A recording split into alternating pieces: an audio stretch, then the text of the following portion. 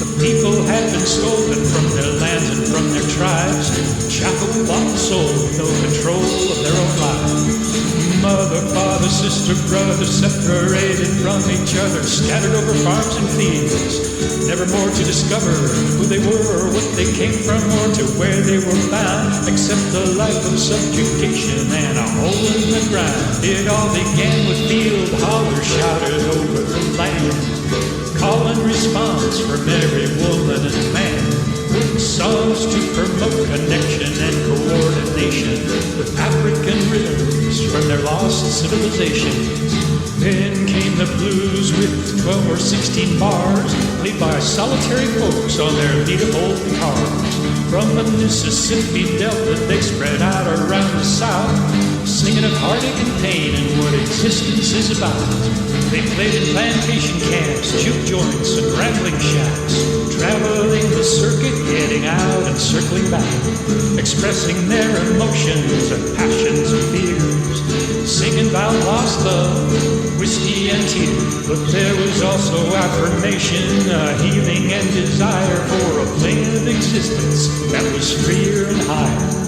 The blues gives inspiration and relief from life's trials, confirmation of confession, elimination of denial.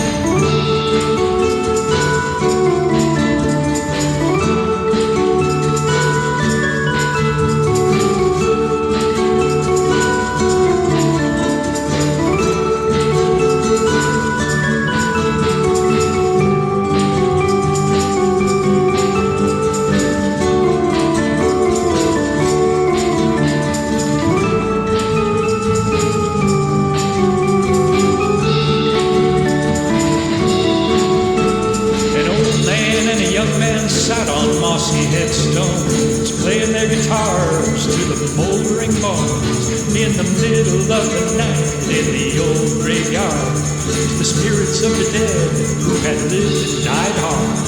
The mentor and the student danced their hands along the strings like they were holy blues angels whose fingers had wings, and so the blues was passed along through constant generations, to be expressed and professed in a mosaic of creation. There is a tale that has been told about a man who made a deal with old Lucifer himself, a pact he could never repeal. They met down at the crossroads in the darkest, most profound. The man said, "Make me the best blues man with the most outstanding sound." "You got it, boy," said the devil, "just sign on the dotted line." Then he touched those silver guitar strings and made them vibrate and shine. The man became the best until they rang his iron bell. Now he's playing the blues down in the red flames of hell. A young man came around to spark a sweet young girl. She was a candle in the dark, she was a shiny black pearl. But her family was Christian and they didn't approve, because the young man played guitar and he was down in the groove of that there dirty devil's music that was known as the blues. So her daddy said, "Son, you gotta straighten up and choose." The young man slung his guitar by its strap upon his back, said, "God bless the goddamn blues," and walked away on down the track.